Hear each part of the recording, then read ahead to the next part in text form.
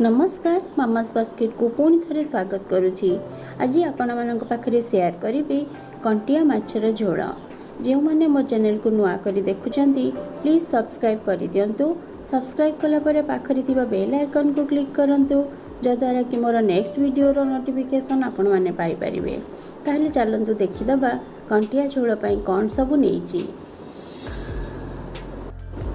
एठी 8टी कंटिया माछ को परिष्कार कर धोई लुण और हलदी गोलई रखी। तापर 4टी छोट साइज आलू को एहीपरी मोटा करी काटी रखी। तापर बटा मसला रे 2 चम्मच सोरिष, हाफ चम्मच जीरा, गोटे छोट पियाज, 6 कोला रसुण, गोटे सुखिला लंका बाटी रखी। 2टी कंचा लंका, गोटे आंबुल नहीं, गोटे छोट साइज टमाटो नहीं, फुटण, हलदी, लुण और सोरिष तेल नहीं।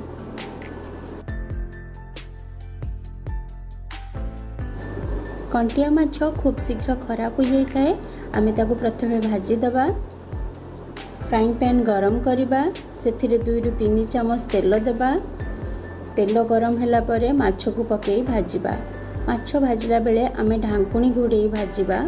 एही माछ तेल रे पड़िले तेल छिटकी जाई थाए, सेथि पई केयरफुली भाजीबा।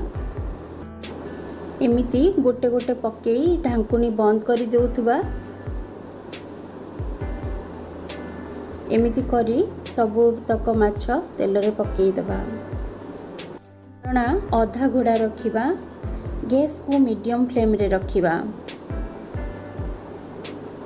5 मिनिट परे माछ को उल्टे दबा एवं भल भाबरे लाल हुआ पर्यंत भाजीबा।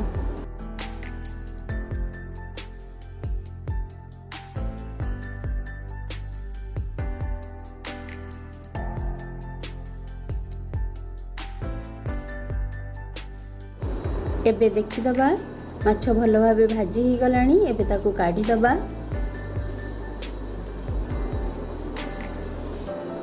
एठी मु सेही पैन रे गोटे चम्मच तेल पुणी गरम करी आलू को भाजी देउची।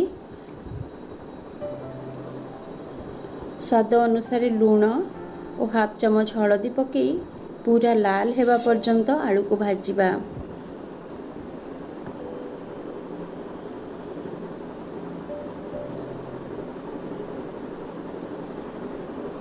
मीडियम फ्लेम रे रखी घोड़ना बंद कर दबा। एहा भितरे आलू अधा सिझी जाइथिबो। मझिरे थरे चेक करिबा।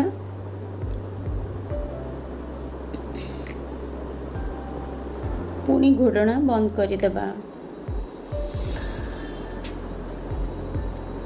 एबे आलू बढ़िया भाजी होई गलानी, ताको काढ़ी दबा। एबे तरकारी लगी कड़ाई गरम करिबा। सेथिरे 4 चम्मच तेल देबा।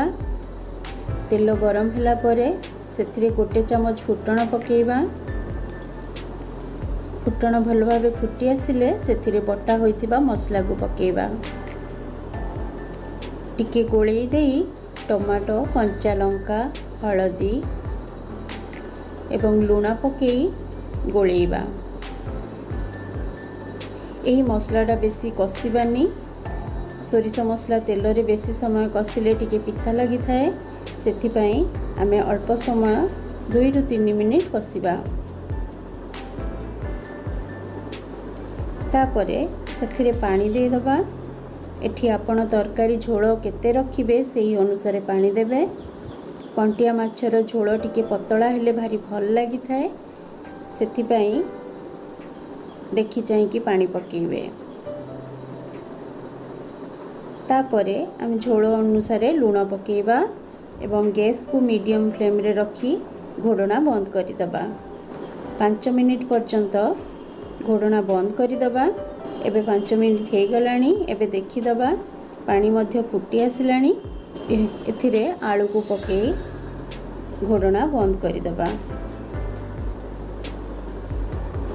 टिके गोलेई 5 मिनिट पर्यंत ढांकुणी बंद कर दबा। किछि समय परे आलू को टिके चेक करिबा। भाजिला बेले ही आलू अधा सिझी जाई थाए। आलू सिझी गलानी। एबे सेथिरे माछ तक पकेई दबा।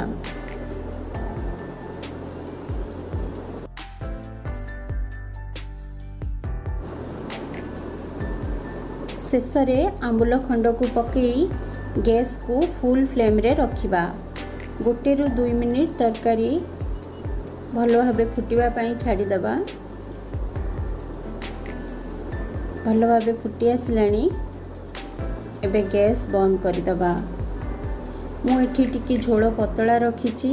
आपण माने चाहिले झोल आउ टिके कम मध्य करि परिबे। सोरिष मसला सांग को आंबुलर टेस्ट भारी बढ़िया लगे। एथर रेडी हो गला मोर कंटिया माछर झोल।